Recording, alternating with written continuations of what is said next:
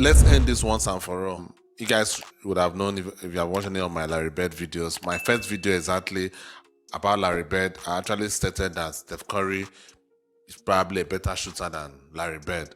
But a lot of things that I've been watching recently have started making me, because I didn't know about Larry Bird at all. I didn't even I saw some highlights, but I didn't know how efficient he was. But every time I look at his stats and I compare it with the era in which he played, the era in which 3-point shooting was not really important like that, and I compare it with Steph Curry, coupled with the fact that Steph Curry hasn't really shone in big moments in his career. I know the media these days always trying to overhype the guy and his fanboys. They like overhyping him all over the place. I mean, there's a reason why he has won only one Finals MVP out of 4 championships that he has won. He's a great player. I'm not sitting down here trying to discredit Steph Curry. But the way they hype this guy, he scored 50 points against the Sacramento Kings in the first round. All of a sudden, analysts were jumping in from 10th all time to top 5 all time. That is ridiculous. I don't understand that. Scoring 50 points in a game 7 against the Sacramento Kings, the first time that I've had in the playoffs in over 2 decades, and they're now putting him in top 10 from 13th or 15th that you had him. I saw those analysts from 15th to 8th or to 5 all time, just from scoring 50 points against the Sacramento Kings. I'm someone that used to like Steph Curry. I used to love him when he started coming up. But at this point, the fanboys and the media cronies are beginning to get on my nerves. Anyway, the best Larry Bird 3-point shooting story ever told. Like the video, subscribe to the channel if you are new. Let's get right into it. Shooters in the history of the sport, not even close. Not good. He was great. He's one of the top 5 3-point shooters of all time. That's how good Bird is. Oh, yes. Why is he doing his face like that? He was phenomenal. Bird's a great shooter. This is the face of this JJ Redick. I don't like this guy. I know a lot of people like him. I just don't like him. He's so smug. He always sits down there and be talking about it like he's the only former NBA player there that likes of Stephen A. And these other guys don't have the right to be talking about basketball. Like he's the only guy that knows what he's talking about because he played basketball. It's not as if he was that great. He was a role player. So sitting down here acting like the likes of Stephen A. don't have the right to talk basketball. Someone that has been a journalist for the NBA for over 20 years. I mean, it's actually so disrespectful. I am fine with people disagreeing if you feel like someone doesn't know what they're talking about. But it's always so smug. It's always so smug in the way he talks. Almost like, I'm this guy that knows everything. Like, what the hell? This guy, a lot of his texts, anyway, he's actually good in some of his texts, I'm not going to lie. But the way he actually acts as if he's the all-knowing guy. And I think he's doing this because he has to try to keep his image as a player-friendly guy so that he can be getting guests on his podcast, which is fine. I mean, his business. I understand that. But this guy is just so small most of the time. Larry Bird denier. Because one seemingly innocuous comment about how great of a 3-point shooter Larry Bird was had him all in his feelings. Doggy, it's just math. It's attempts, it's makes, and it's percentage. And there's no way you could ever argue Larry Bird is a top 3 3-point shooter of all time. There's plenty of people that have shot more, made more, and guess what? Made more at a higher percentage than Larry Bird. I'm even predisposed to agree that Steph Curry is the greatest shooter of all time. But I have an argument, at least with the stats I have seen. I have not watched Larry Bird. I've only seen highlights. But going by what people that watched him say, and going by the analysts that watched him say, I would put him maybe between 2 or 3. But to sit down here and act like Larry Bird is not the top 3 shooter of all time, when you consider the fact that the time that he played, 3-point shooting was not that important.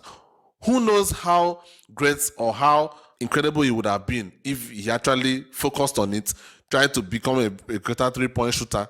Who knows? But at that point, it was not really an efficient shot. It was not a shot that people were taking that much. So obviously, he wasn't really taking it as much as the likes of Steph Curry or Klay Thompson or the modern guys are doing. You can't really make that comparison. This guy is just so smug. 3. He's not one of the greatest 3-point shooters ever. Now, as someone who claims to be a student of the game, why in the world would JJ Redick say something so idiotic? In the words of the great Roy Jones Jr., y'all must have forgot. JJ Redick This video is dedicated to you. Yeah. I lived that 80s era, and Larry Bird was one of the greatest three-point shooters that's ever played this game. Fuck percentages. It ain't about that. It's about hitting big shots, things that he couldn't do as a player. Larry Bird. That's one of the things that people always use against Kobe. A lot of these modern NBA fans just go and look at the stats. Oh, it's Kobe. Why are they raising this guy so highly? This guy is shit. He didn't shoot high percentages. But if you actually watched Kobe, you would have seen that almost all his shots were tough shots, not dunks, not open shots. He was always double teamed, triple teamed, which to an extent he also cost it because he wasn't really a willing passer. He was a great passer, but not a willing passer. He didn't like passing. Yeah, I'm a Kobe fan. I accept that. He didn't like passing like that. So that also helped defenses to key in on him when he could have easily been passing out and making things easier for himself. But in terms of the shots that he made were double teamed, triple teamed, and shooting towards the end of the shot clock. Unlike players these days, superstars these days, that towards the end of the shot clock, like LeBron James, will push it out to the role player to shoot towards the end of the shot clock because he wants to keep his percentage high. Bird hit more big three-point shots than anyone, even to this day, and he did it in supreme fashion while trash talking every step of the way.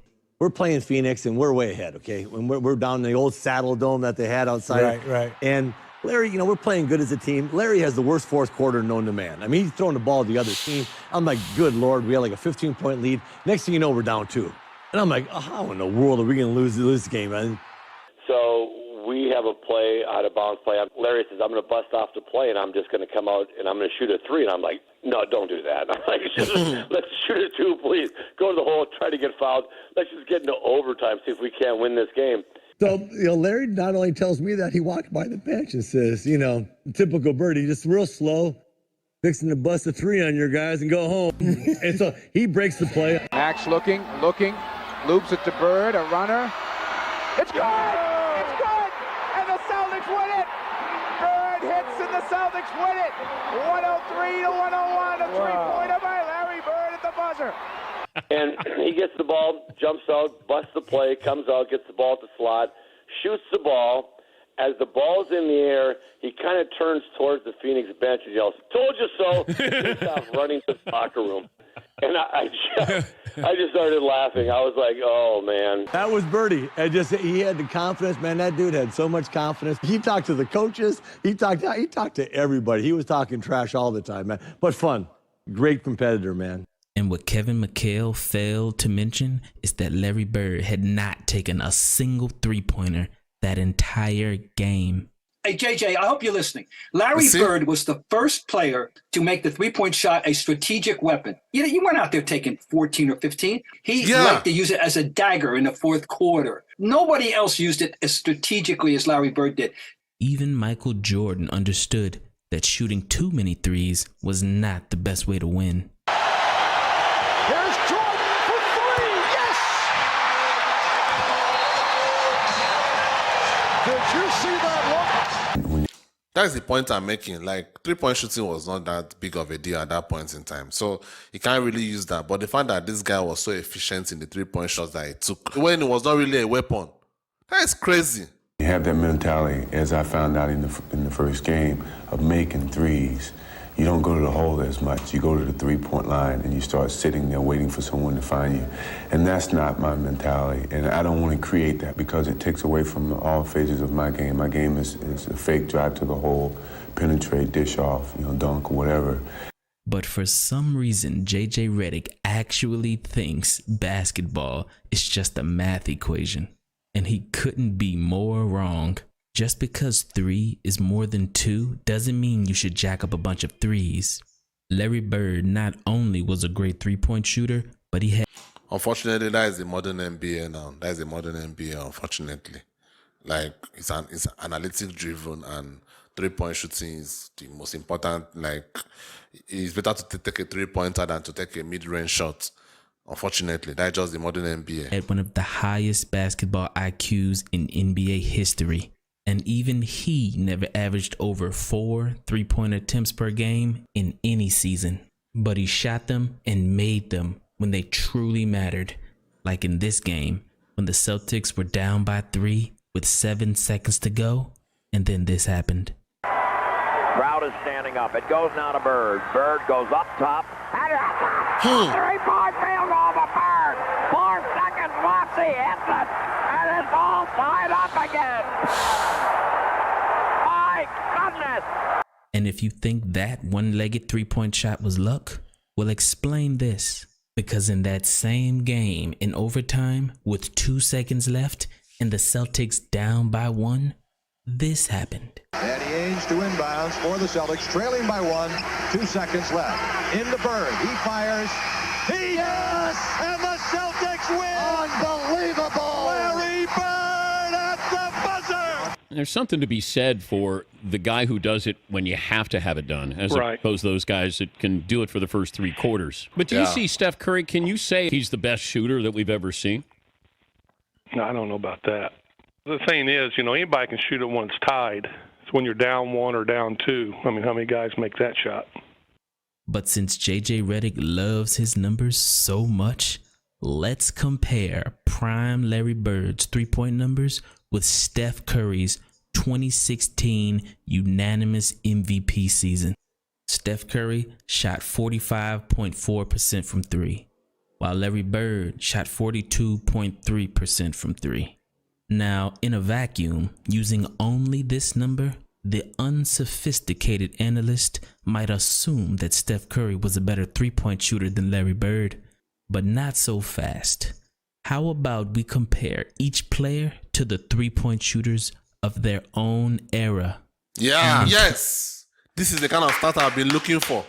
Because you have to compare how you are compared to your contemporaries. You can't just sit down here and be like, oh, I mean, at this point, if you want to look at offensively, like last season, the Sacramento Kings was the greatest offensive team of all time.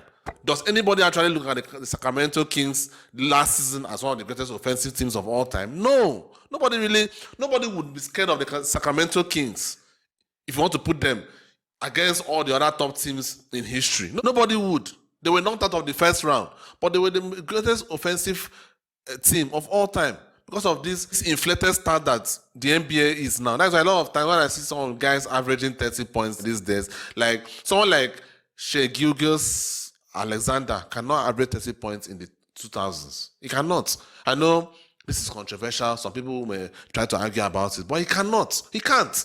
That's just the truth. He cannot. I've watched that guy's game. There's no how that guy would average 30 points in the 2000s. The league average three-point percentage was 35.4%. This means that Steph Curry was 28% better than league average. In 1985, the league average three-point percentage was 28.2%. Look at this. This means that Larry Bird was 51% better than league average. Imagine that. In reality, Larry Bird dominated the three-point line in his era even better than 2016 unanimous MVP Steph Curry. But numbers don't make an argument. Their only purpose is to supplement what we already know to be true. I wish that were true, but the modern NBA is about numbers. Strictly. Nobody even looks at context. Everything is numbers. There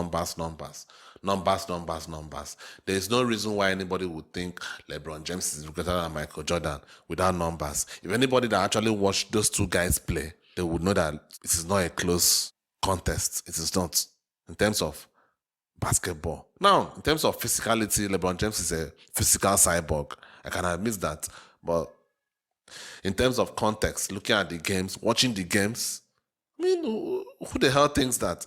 But this is the world that we live in. Everything is analytics. Even in soccer, everything is analytics now. Everything is just analytics. The three-point shot was what it is today. Back in the 80s, Bird would have scored 50 a game. He made every mid-ranger in the world, and he was a 90% free throw shooter. Outside of one jumper when he missed the Game 4 jumper against Magic, he had a broken hand. I don't recall ever a big shot in a big game that he ever missed. So, answer this question. If you need one player to hit one three-point... That's a guy that actually watched those games. Mad Dog Russo is an old man. So he was there, he watched those games. Not these young people here that didn't watch any of those games, that just go and look at the stats. Shot to save your life, who are you taking? Steph Curry, who lost the 3-point shooting contest 5 times to his peers? Or Larry Bird, who won the 3-point shooting contest back to back to back? Crazy. There were pros back then, there were cons back then. But to say anything disparaging about Larry Bird and his perimeter shooting and his 3-point shooting, asinine. Like, JJ, he probably beat your ass in a 3-point shooting contest today.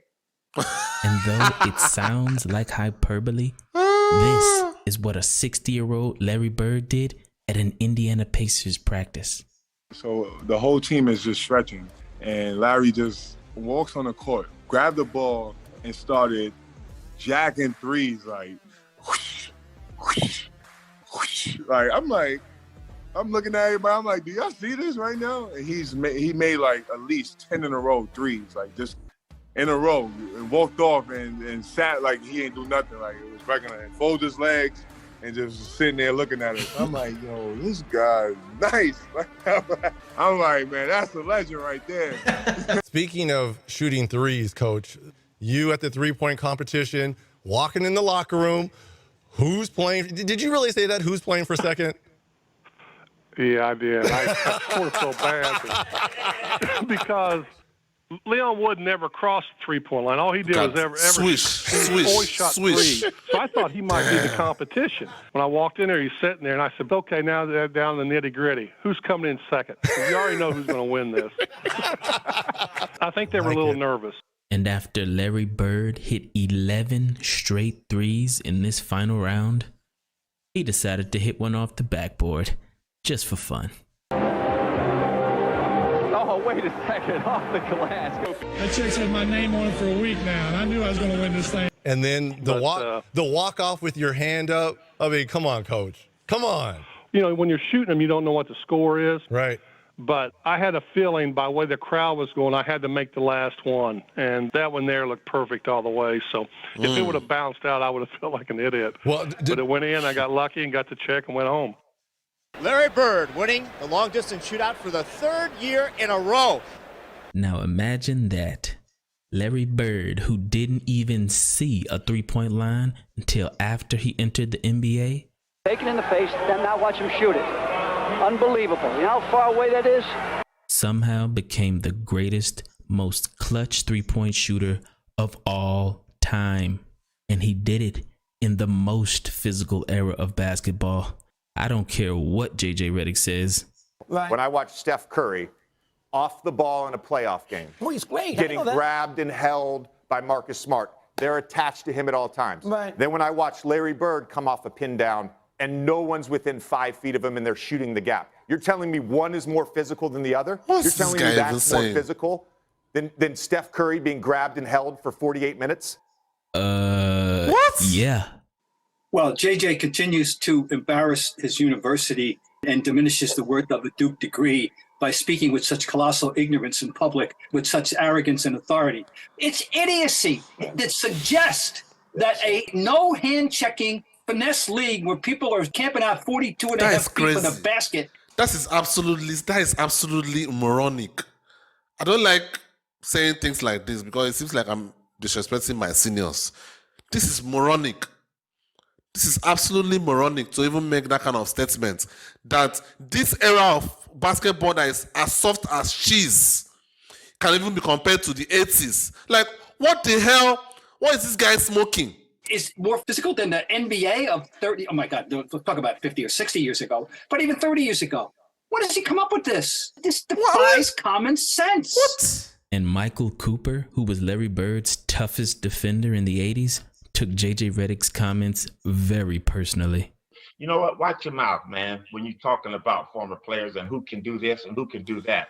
Because the game changed in the 80s because it was so physical. In today's NBA, I don't know what game he's looking at. You can't touch the guy Anytime you touch anybody, a three-point shooter, come close to them when they're landing, it's a foul. To say that Steph is getting more contact, man, that That guy is just has no mad. clue. That is the most stupid comment I've ever heard. That the current NBA is, on any level, more physical than the 80s. What? I've not even watched the 80s. Just the highlights alone. I can see it. Jesus Christ. Ball was played in the 80s, and I guarantee you this, JJ Redick, if you had played in the 80s, this is Michael Cooper talking, I'd have locked your ass up. You wouldn't have got a shot off. You wouldn't have got nothing off. You had spent more time on the bench than on the floor. When I was on the floor, you couldn't have played when I was on the court. I mean, for JJ Redick to disrespect an entire generation of basketball players, what did he expect?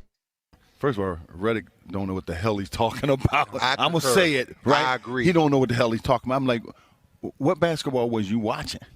To say something as idiotic as that is ridiculous. And for J.J. Redick, who've played this game, I'm very disappointed that he has said something so stupid. When I hear that, and I'm like, you really don't know, do you? Yeah. We had our time. It was a great time. It's their time now. Yes. But don't crap on us to prove your point. Yeah. Because it doesn't make sense and it's not valid. I don't hate on these guys. You're responding right now. Yeah. You're not. I don't hate on you're these guys. These guys are responding. great. I just don't like the disrespect. Yeah. Yeah. And to say that about Larry Bird, it's just a stupid comment to make.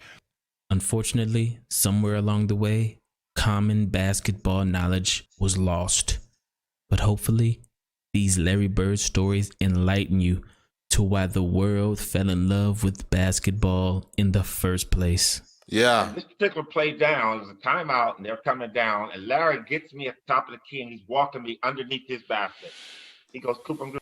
Without Larry Bird and Magic Johnson, the NBA wouldn't have been where they are today. Now, obviously, the likes of Michael Jordan pushed it to the limits, pushed it internationally to the limits. Could be Bryant and the rest of them, LeBron James, whatever. But Larry Bird and Magic Johnson were the most. That rivalry was like the most important aspect of NBA history.